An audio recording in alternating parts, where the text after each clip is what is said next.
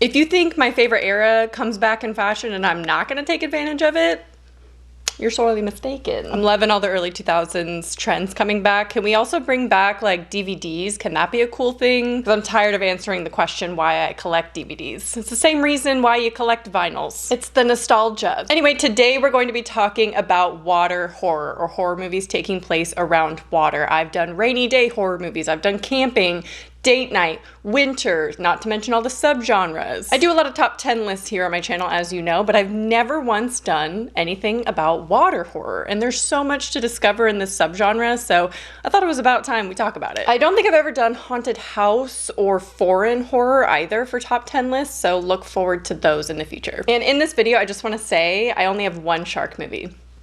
One. So I cover it all. We got supernatural, natural disaster, sci-fi. Of course, we have some sharks. I do think we all know about Jaws, right? I don't need to talk about that one. That's not my shark horror.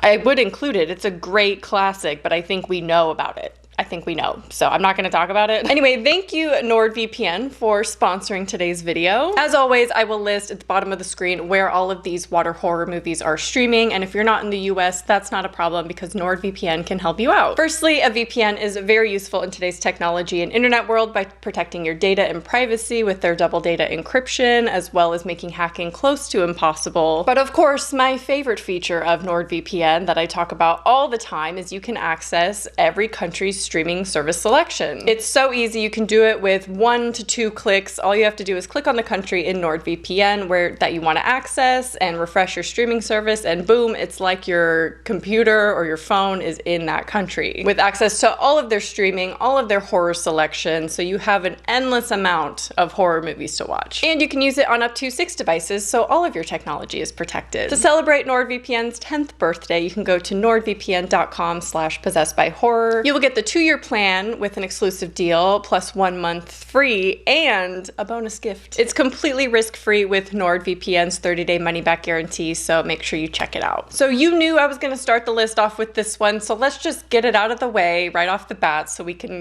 move on from this movie.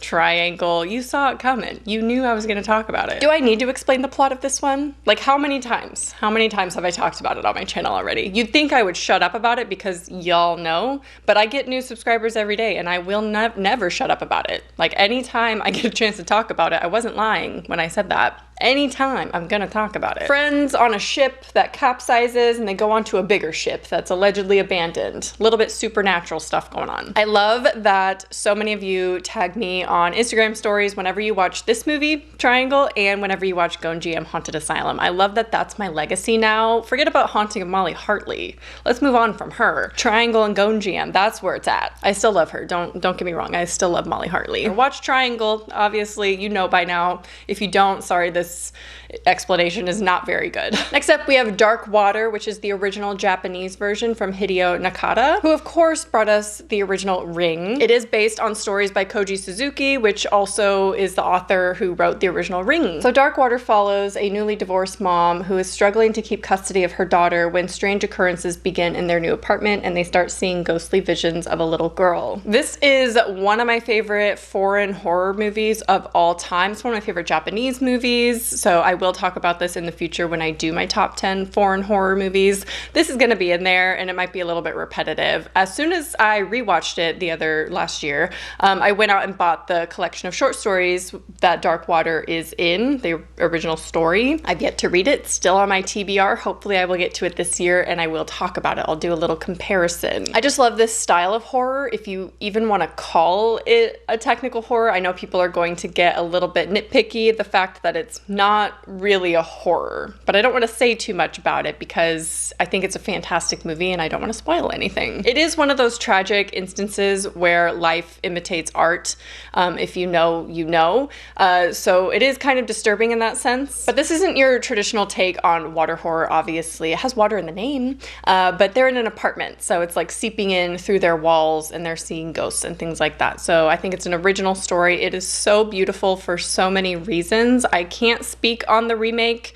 I don't think I've ever seen it, actually. I'm not really that interested, but if you like it, let me know. it can still count for this list as well. So on a more lighter note, we have a movie called 12 Feet Deep. It's great not only if you want to watch a water horror, but also if you want to feel a little bit claustrophobic. So this psychological horror movie follows two sisters who become trapped underneath the fiberglass cover of a public pool and must survive through the weekend. This movie reminded me so much of 47 Meters Down for so many reasons. Obviously, it's two sisters. They have like their sister dynamic. There's that survival element. A little bit cheesy. They're both the same level of cheese. So, but I was actually pleasantly surprised with 12 Feet Deep. 12 Feet Deep, yeah. It's a really simplistic story that you can just kind of throw on and still kind of understand everything that's happening. It's also on the shorter side at only like an hour and 20 minutes. So it's a really, really easy watch. Next up is one that I couldn't not include, as polarizing as it is, but I love this movie unconditionally, and that is Old. A vacationing family get access to an exclusive beach from their resort when they soon realize they can't leave and something is causing them to age rapidly. The story, over the top, obviously. The acting is criticized a lot. I don't find it to be terrible. I think some people,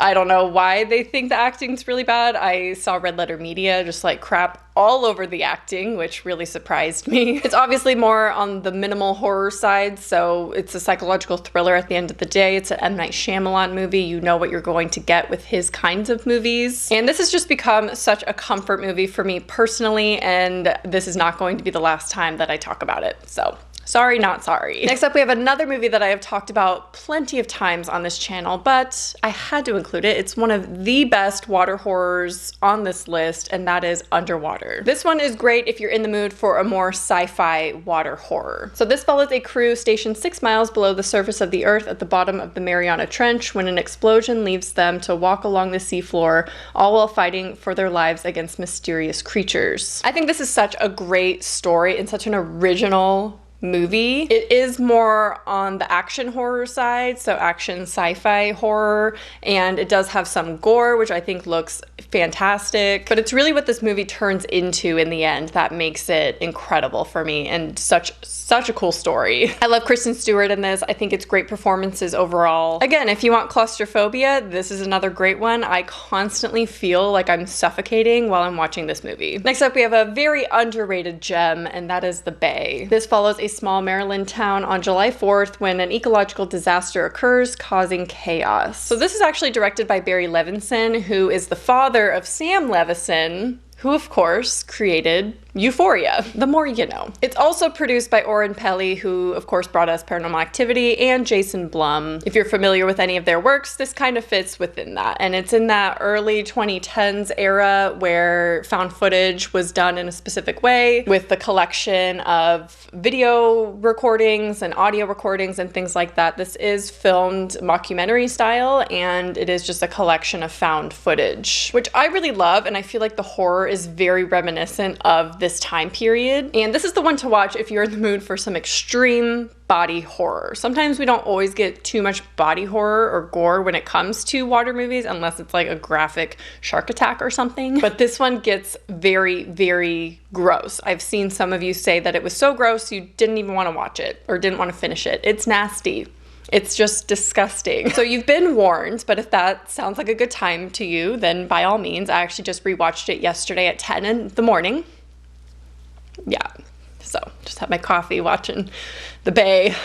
But it all looks really good. It's very realistic. I know the mockumentary style can be kind of hit or miss for some people, kind of like The Fourth Kind, which I think is a fantastic movie. I think it's done really well. This one feels pretty real to me. There's obviously moments that are kind of cringe, that feel very fake and forced, but generally I feel like the found footage of this is really good. It's also another really short watch, again, an hour, 20 minutes, so really easy to pop on. It knows when to end, which is great because we don't want to see too much of that. It can be such things too much. Also has Kristen Connolly in it, who is from Cabin in the Woods. So if you're a fan of her, or Dana from Cabin in the Woods, then check it out. Next up, we have a horror classic from John Carpenter, The Fog. An unearthly fog rolls into a small coastal town in California exactly 100 years after a ship mysteriously sank. Beautiful visuals. That's probably my favorite thing going on with this movie, is just, it's stunning. I love anything with like the mist and the fog, and then you have like playing with light effects and things, and then you add on a John Carpenter score, and it's just such a perfect recipe. Ironically, this movie came out the same year that Stephen King published The Mist. What is that? How'd they get inspired at the same time by the same thing? What's going on? I just had to mention that because I know some people are going to say something about The Mist, but that's not a water horror, so I'm not here to talk about that. But it's a pretty simple story when it comes to the plot and the characters and everything, but I really like the different perspectives from all the characters in this, so it keeps the pacing, the pacing's done really well, so it keeps it really entertaining and kind of keeps that tension going. Next up, if you're in the mood for a natural disaster / creature feature, you should watch Crawl. This follows Haley after a massive hurricane hits her Florida town and an evacuation order is set. However, she attempts to find her father, who she finds injured, and they both become trapped in his home. This is another one that keeps the tension going the entire time. I did not feel relaxed for 1 second in this movie. Like right from the get-go with the storm and everything, it's just so stressful. So if you want to feel stressed out, this is the one. However, I'm not a huge fan of the ending of this movie and how they decided to wrap up the story and everything, but everything leading up to that point was so good. Kind of reminds me of The Shallows, which is another good water horror, I guess, if you want. It's a shark movie. It's not on this list, but I own it, so I obviously like it, so check it out. But it kind of reminds me of that movie in the sense that the tension is going throughout the whole thing. Well, kind of. The Shallows is a little bit touch and go with the tension, but the ending sucks. Like, I hate the ending of The Shallows, and I kind of hate the ending of Crawl as well, but I think it's really underrated and overlooked when it comes to water horror. So next up, I picked my favorite shark movie of all time. This is the only shark movie on this list, and that is Open Water. This follows a couple on a group dive when they are left behind and have to fight for their survival in shark-infested waters. I think this is one of the best ones because it's so simple, yet so effective. It's just like a singular location.